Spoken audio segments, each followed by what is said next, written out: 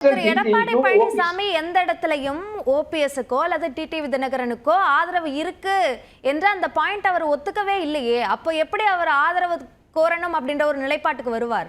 அதுதான் அதனாலதான் இப்ப அவங்க இப்ப நீங்க வேறொரு அணிக்கு டிடிவி தாவுவதற்காக அல்லது அணியில் சேருவதற்காக இப்படி ஒரு கருத்தை 2 நாட்களாக டிடிவி சொல்லுகிறாருன்னு சொல்றாங்கல்ல. அப்ப அது உண்மை இல்லைங்கிற. நீங்க எப்பொழுதாவது நல்ல இணக்கமாக இருந்து அவரே முதலமைச்சராக ஏற்றுக்கொண்டு அவரே அதிமுக தலைமை ஏற்கிற சூழலை ஒத்துக்கொண்டு பயணிக்க நல்லெண்ண சமிக்கைகளை கருத்துக்களை சொன்ன பொழுதெல்லாம் நீங்க எப்ப போய் அவருடைய கரம் பற்றி ஆற தழுவீங்க, எப்ப போய் அவரை வரவேற்றீங்க, எப்ப டிடிவி அமமுக எங்களுடைய அணியில் இருக்கிறது எங்க எடப்பாடி எப்ப சொன்னாரு?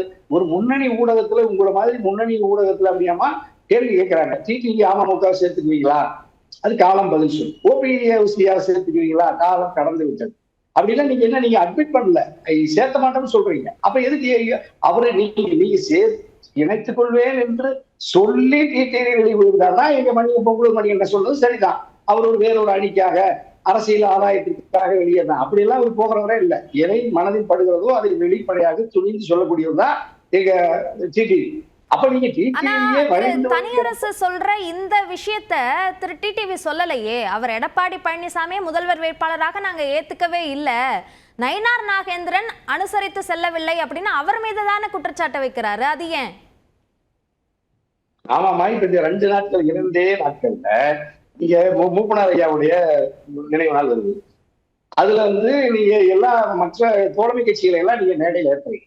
அதுல அண்ணாமலையும் இருக்கிறார். அப்ப நீங்க மற்ற எடப்பாடியாரும் அந்த மேடையில் இருக்கிறார். நிர்மலா சீதாராமனமா இருக்காங்க. அவங்க ஒரு பெரிய இன்னைக்கு ஒரு இந்தியாவில கிட்டத்தட்ட ஒரு 3வது இடத்துல இருக்கிறாங்க. மோடி ஐயா, அமித்ஷா ஐயா தமிழ்நாட்டு பொறுப்புல பார்த்தா 3வது இடத்துல இருக்கிறாங்க. அந்த இடத்துல நீங்க ஏன் டிடிவிய ஓபிஎஸ்சிய தேசிய ஜனநாயக கூட்டணியில் இருக்கிற டிடிவி நீங்க எப்படி நீங்க நிராகரிக்கலாம்? அதற்கு எடப்பாடி இணங்கவில்லை. அந்த மேடையில் டிடிவியை அமமுகவை அவர் அங்கீகரிக்க மறுத்திருக்கிறார். ஆகவே அந்த செய்தி அவருக்கு தெரிகிறது. ஆகவே அவர் வெளியே வேற என்ன. இப்ப நீங்க மரியாதை தலைவாசல் பிரிக்க மாட்டேன். இப்ப நீங்க மதிக்கவே இல்லை.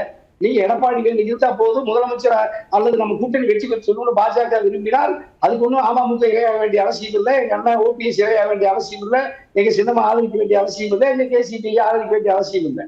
நாங்க ஒன்றும் பாஜக தலைவர் இல்லைன்னு சொல்லிட்டார்ல.